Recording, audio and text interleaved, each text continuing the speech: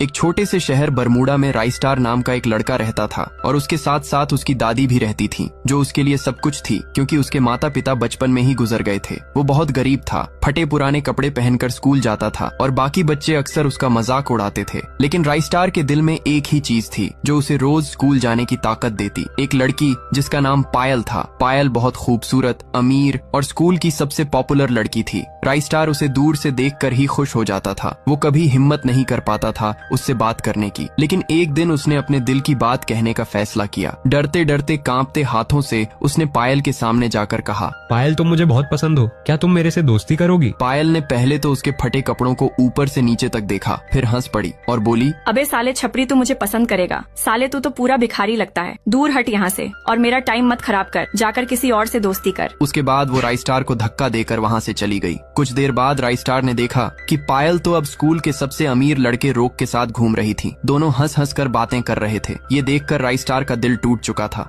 वो स्कूल से बिना किसी को कुछ बताए चुपचाप चल दिया। उसके कदम भारी थे, आंखें नम थीं और दिल में सिर्फ एक दर्द था। और वो सोचता है कि अब मुझे इस फ्री फायर वर्ल्ड को छोड़ देना चाहिए और खुद को खत्म करने के लिए जाने लगता है। लेकिन तभी उसे रास्ते में एक चमकती हुई बोतल दिखाई देती है। वो एक पुरानी सी धूल भरी बोतल थी। राइस्टार गुस्से में उस बोतल को लात मार देता है। बोतल जमीन पर गिरते ही तेज रोशनी फैली और उसके अंदर से एक खूबसूरत लड़की जिन्न बाहर निकल आई। उसकी आंखें नीली, बाल हवा में उड़ते हुए और चारों तरफ चमकती रोशनी। वो मुस्कुराई और बोली, मेरा नाम जारा है और तुमने मुझे आजाद किया है, इसलिए मैं तुम्हारी 3 विश पूरी करूंगी। तो बताओ मैं तुम्हारी क्या इच्छा पूरी कर सकती हूँ? राइस्टार हैरान था, डर भी रहा था। फिर वो अचानक जल्दी से भागकर घर आ गया, लेकिन जारा भी उसके पीछे पीछे घर आ गई। उसने सोचा कि ये कोई चुड़ैल होगी जो उस जादुई बोतल से निकलकर उसके पीछे पड़ गई थी। उसने कांपते हुए कहा कि अगर तुम सचमुच इतनी शक्तिशाली हो तो उसकी दादी को गायब करके दिखाओ। जिन्न ने मुस्कुराकर अपनी उंगलियां छटकाईं